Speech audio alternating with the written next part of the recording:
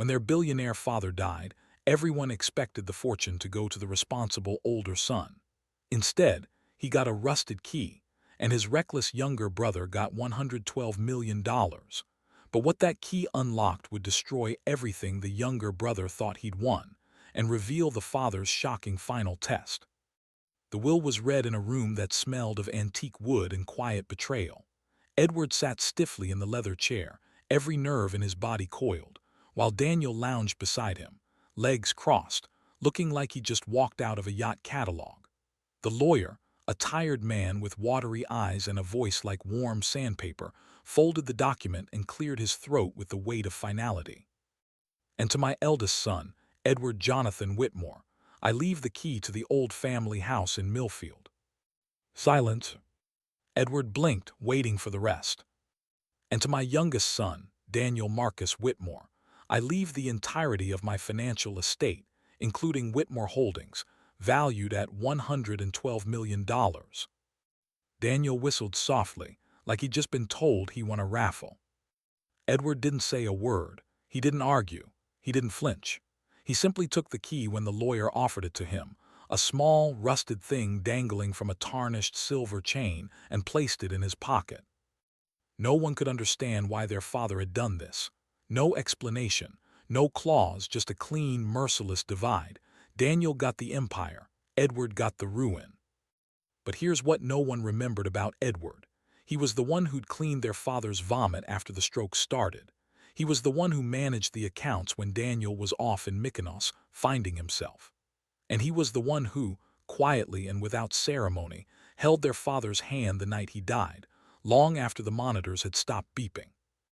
Edward walked out of the law office that day without looking back. He didn't speak to Daniel. He didn't ask why. He didn't rage or protest. But something settled deep inside him, something cold and deliberate. The old house stood 3 hours outside the city, wrapped in ivy and indifference. Its windows were clouded, as though they too had grown tired of looking out at nothing. Edward parked his modest sedan under a skeletal oak and sat in the car for a full minute, staring at the sagging porch. He hadn't been back here since their mother died. Inside, it smelled like memories, dust and time. The floor creaked like it remembered him. He moved room to room slowly, unsure what he was even looking for. But then he found it. In the study, behind a false panel in the wall, a locked box with the same family crest as the key. Inside, old papers, letters, photographs. And at the bottom, a map. Not of a place, of a business, a plan, something their father had never told anyone about. A handwritten note in the corner. "For the one who chose duty over comfort, you know what to do." Edward sat down hard in the chair. His fingers trembled. His father hadn't chosen Daniel. He'd tested them both. And Daniel had failed. Edward didn't sleep that night. He sat in the study, the lamp casting a warm circle of light over the desk as his eyes scanned page after page. The map wasn't geographical, it was architectural. It showed a blueprint of something hidden inside the Whitmore legacy. Not a vault of gold or a buried treasure, but something rarer, a second chance. The papers detailed a forgotten piece of land the Whitmore family had acquired decades ago, tucked near an old rail junction in upstate New York. The documents referenced a failing textile mill, an old shipping route, and a series of coded notes Edward couldn't yet decipher. But one thing was clear: his father hadn't retired when he claimed to. He'd been building something, quietly, methodically. And now it was his. He closed the box and stared into the quiet house. For the first time, he felt something shift in him, not bitterness, not confusion, but a strange clarity. He had always lived in the shadow of his younger brother's charisma, their father's stern expectations, their mother's gentle favoritism. Always dependable, always dutiful Edward. But now all he had was this house, this key, and a path no one else could see. Meanwhile, Daniel celebrated in silence. He wasn't crass, at least not in public. He wore his inheritance like a well-tailored suit, already making calls to investors, opening champagne in high-rise restaurants, and surrounding himself with people who laughed a little too loudly at his jokes. But in his penthouse, when the parties died down and the light caught the glass in a way that reminded him of his father's study, Daniel sometimes felt a prick of something. Not guilt. He didn't believe in guilt. More like unease. A scratch he couldn't reach. He had one, hadn't he? Still, it bothered him that Edward hadn't protested, that he hadn't fought. It was like giving a man your best punch and watching him nod, then walk away. He knew his brother, knew how much that silence cost, and somehow it made the victory taste like dust. A week later, Edward stood at the rusted gate of the forgotten property. It was overgrown and crumbling, half swallowed by vines, but something about it held shape. He stepped through the gate, the gravel crunching under his boots, and stared at the factory. The building looked like it had been punched in the face by time, but the foundation, steel, solid, remained untouched. He spent days walking its perimeter, then weeks in town, talking to old factory workers, digging through dusty town records, finding names in corners of newspapers. Everyone thought he was chasing ghosts. Maybe he was. But slowly a picture emerged. His father had been planning to revive the factory, not as a textile mill, but as a multi-use industrial complex. He'd drawn up plans to convert the space into a startup incubator, a distribution hub, even a training center for high school grads who didn't want college but wanted something better than minimum wage. The project had stalled when the economy crashed. Investors pulled out. But the idea was still alive, in blueprints, in land deeds, in the minds of a few old men who remembered what it felt like to work for someone who believed in dignity. It wasn't glamorous, but it was real. Edward made a decision. He sold the car, pulled what little savings he had, reached out to some of the workers' families, pitched them a vision, not with charts or jargon but over coffee and dusty tool sheds. And slowly, something incredible happened. People came back. Welders, carpenters, retired engineers. Not for money, at least not yet. For purpose. While Daniel wined and dined New York's elite, Edward was laying down sheet metal with a 70-year-old who'd worked for his grandfather. He didn't know what he was building yet, but it had heartbeat. The mornings at the factory came cold and early. The old boilers didn't hum like they used to, and the scent of rust and grease hung thick in the air, but Edward didn't mind. He traded his collared shirts for denim and sweat. His hands were blistered, his nails blackened. Yet there was something sacred about the ache in his back at the end of each day. It wasn't just physical, it was proof he existed and that he was needed. Word spread in quiet waves. First, among retirees looking for one last project. Then among young men with no direction and too much pride to beg for minimum-wage retail jobs.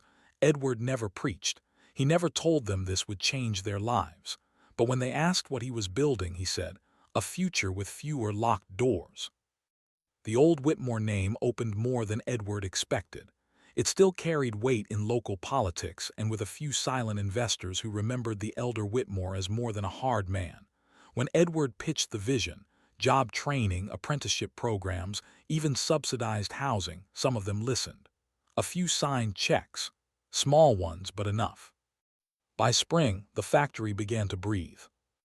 And Edward found himself laughing again.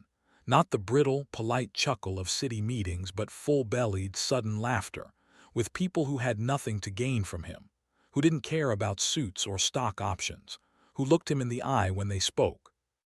Then came the reporter. She showed up with a notepad, a skeptical smile, and dirt on her boots. Lee was her name. Freelance, writing a piece on post-industrial revival in small-town America. She had piercing eyes that seemed to cut through sales pitches and small talk.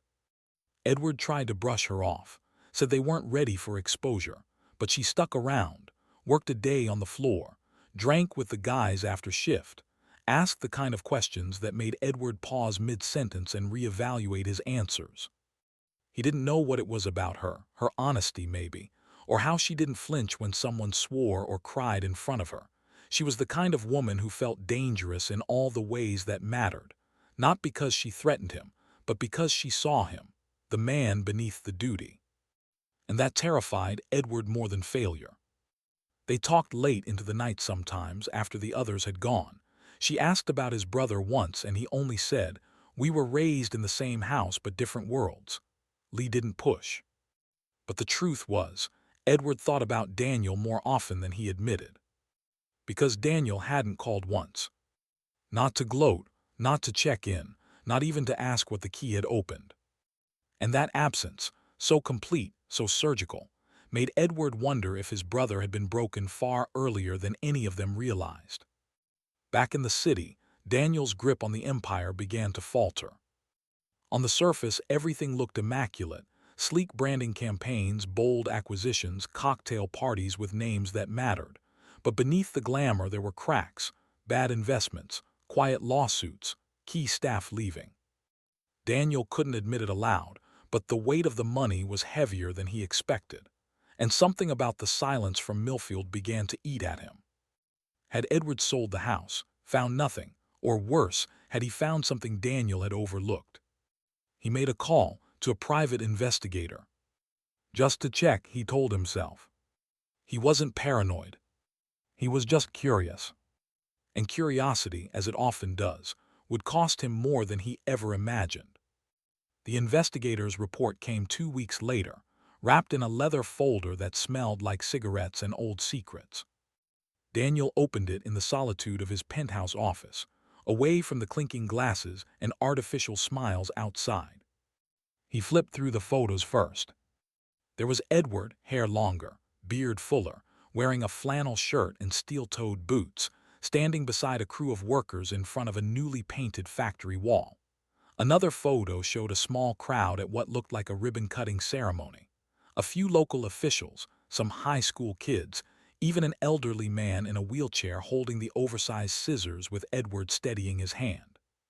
Then came the newspaper clipping. Former industrial ghost becomes beacon of hope. Whitmore legacy reborn in Millfield. Byline: Lee Price. Daniel stared at it for a long time. He read the article twice, then a third time slower. It painted a picture of something raw and noble, not pity-worthy, not quaint, but bold, earned. A line stuck out. Edward Whitmore, eldest son of the late Charles Whitmore, has refused comment on the distribution of the family estate. I got exactly what I deserved, he told me, maybe more. Daniel dropped the folder and poured himself a drink. He hated the taste of scotch now. It tasted like expectations. In Millfield, spring turned to summer and the factory was no longer a rumor. It was real, alive. Families began moving back into town. A local diner reopened after 10 years dark. A welding program launched with 6 students. By August, there were over 30.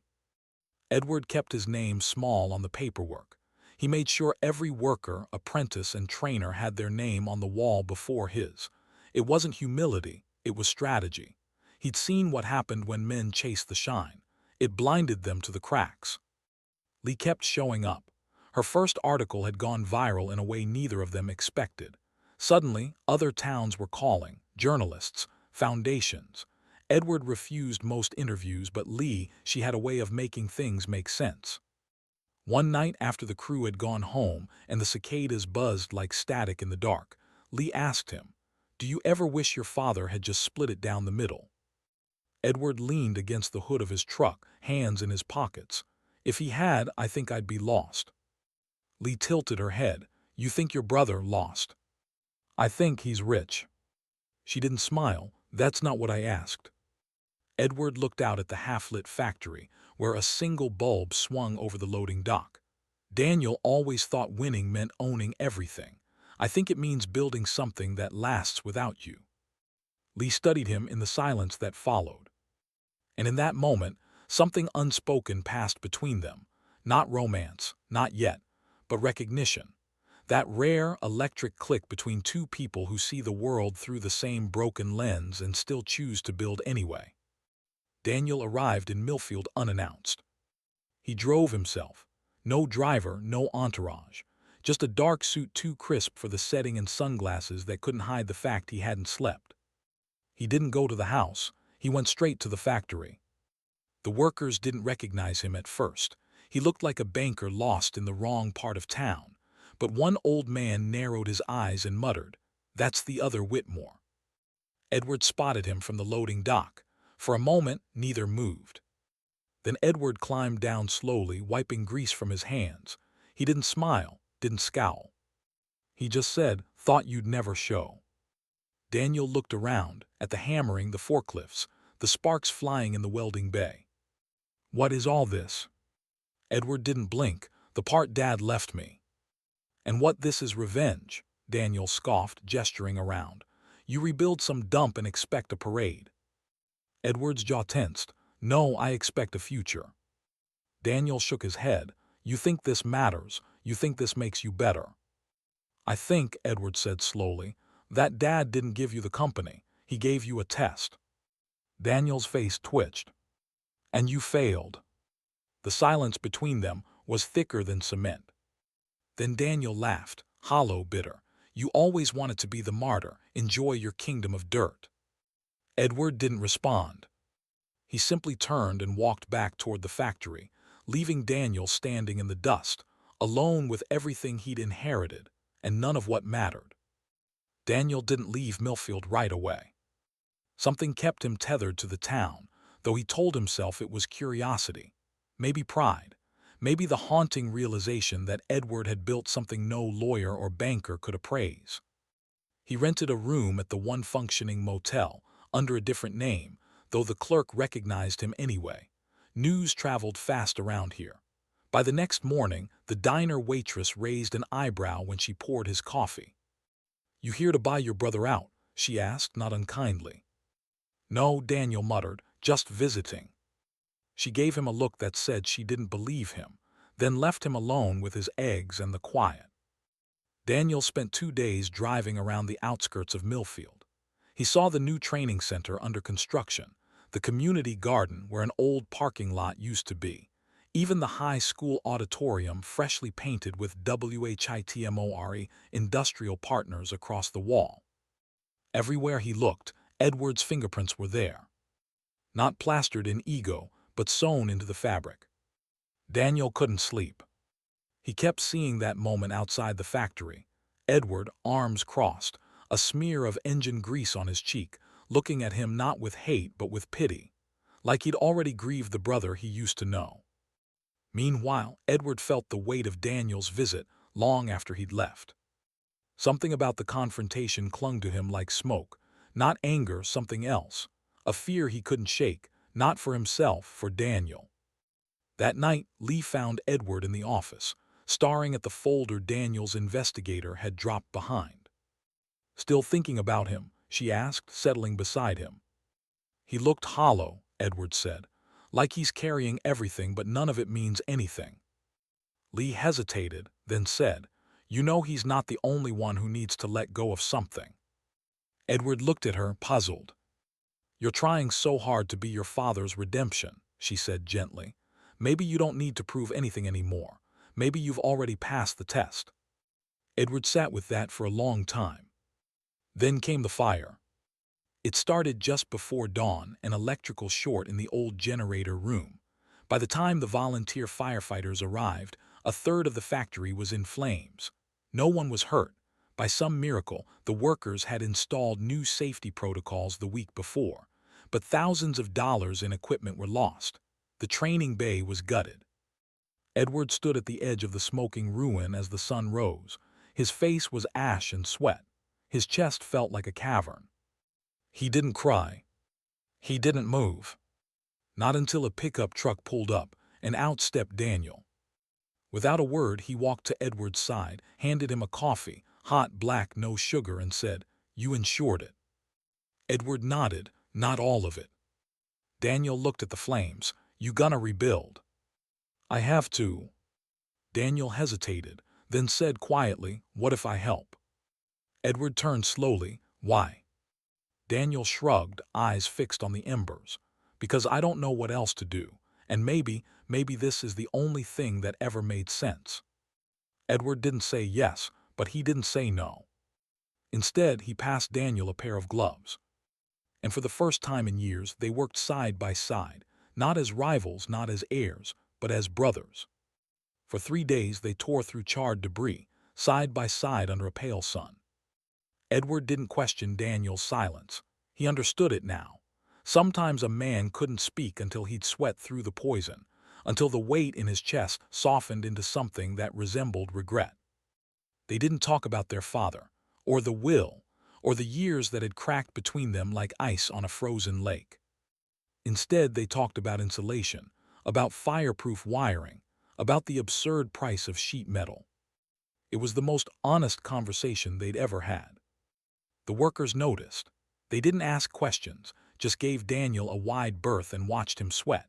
Some of them had read about him in Forbes.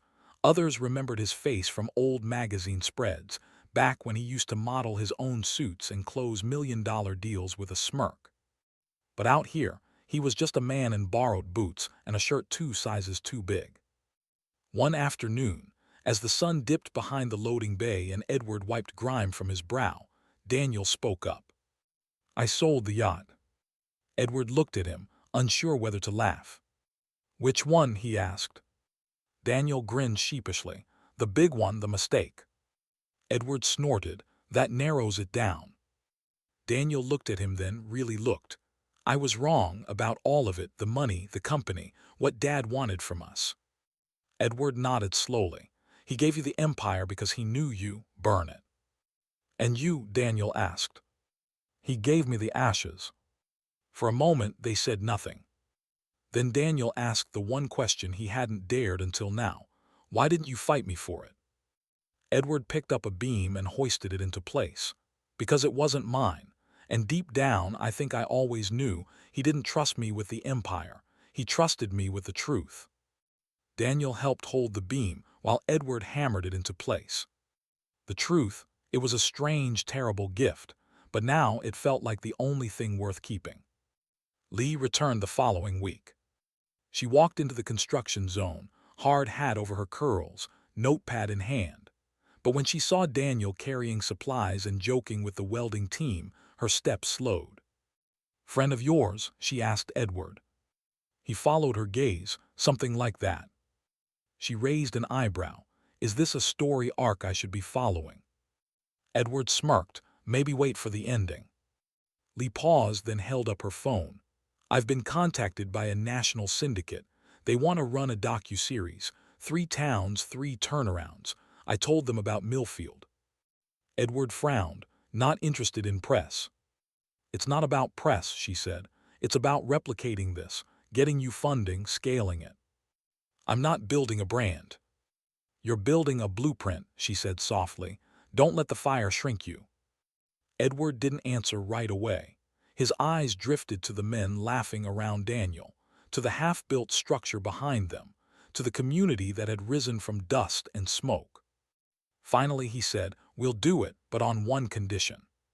Lee tilted her head. "Name it." "I don't want to be the face of this.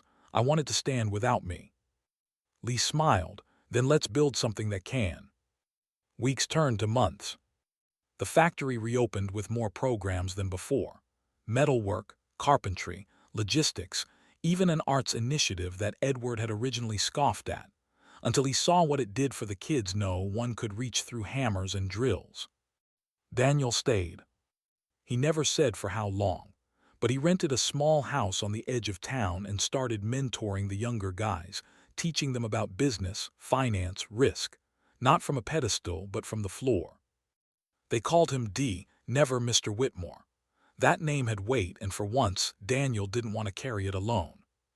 One night over beers on the back of Edward's truck, Daniel looked up at the stars and asked, "You think he'd be proud?" Edward shrugged.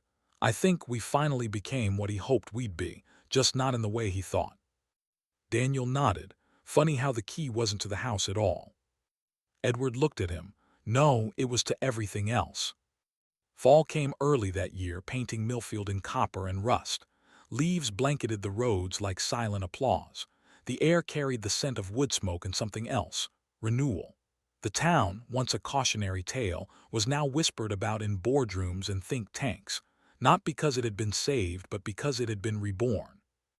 And at the center of it all stood the factory, humming like a heart that refused to stop beating. Inside, banners hung with the names of new graduates, men and women who had entered as shadows and walked out as craftsmen, creators, contributors. One of them, A 19-year-old named Marcus, who used to deal pills outside the dollar store, now ran the inventory department and trained new hires. Edward stood on the mezzanine watching him, arms crossed. His beard was grayer, his eyes more tired. But in those eyes lived something steady, like a man who had finally made peace with his own reflection. Behind him, Lee approached with a soft smile. "You ready?" she asked. He didn't have to ask what she meant. The documentary crew was setting up outside. Drones, cameras, interview tents. Edward hated it, but he'd agreed. For the funding, for the future. For the kids who still thought success meant escape, not roots. Lee handed him a folder. "What's this?" She shrugged. "Something I wrote, a closing narration if you want it." He flipped it open. It read, "Some men inherit kingdoms and burn them down. Others inherit ruin and build homes from the ashes. This is not a story about wealth, it's a story about worth.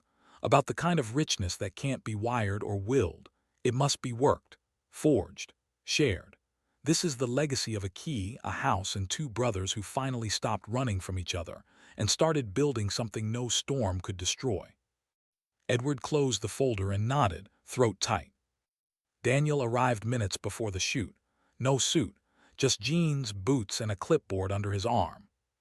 "You gonna cry on camera?" he joked, nudging Edward. "Only if you start first." They stood shoulder to shoulder as the cameras rolled, not as the Whitmore heirs, but as proof that failure was not fatal, and that redemption rarely looked like victory. When the lights dimmed and the crew packed up, the brothers sat under the oak tree beside the old house, the one their father had left untouched, not out of neglect but memory. Daniel pulled out 2 envelopes. "Estate's almost closed. Lawyer sent these." Edward took his, cautious. Inside was a final letter from their father. It was short. "Edward, I gave you the house because you never needed the money to lead. You just needed permission. Daniel, I gave you everything to see if you'd find your way back to something that couldn't be bought. I loved you both in the only way I knew how, hard. But I see now you've made something better. For that, I am proud of you both. Dad." Edward folded the letter carefully and slipped it back into the envelope. Neither man spoke for a long time. Then Daniel said, "Funny thing about keys." Edward looked at him. "They only work if you're brave enough to use them." The wind shifted. Leaves fell. Somewhere in the distance, the factory lights flickered on. And the old house, quiet and weathered, stood behind them, no longer a monument to the past but a reminder. Not all legacies come wrapped in gold. Some come in rusted keys, calloused hands, and brothers who finally remembered how to build.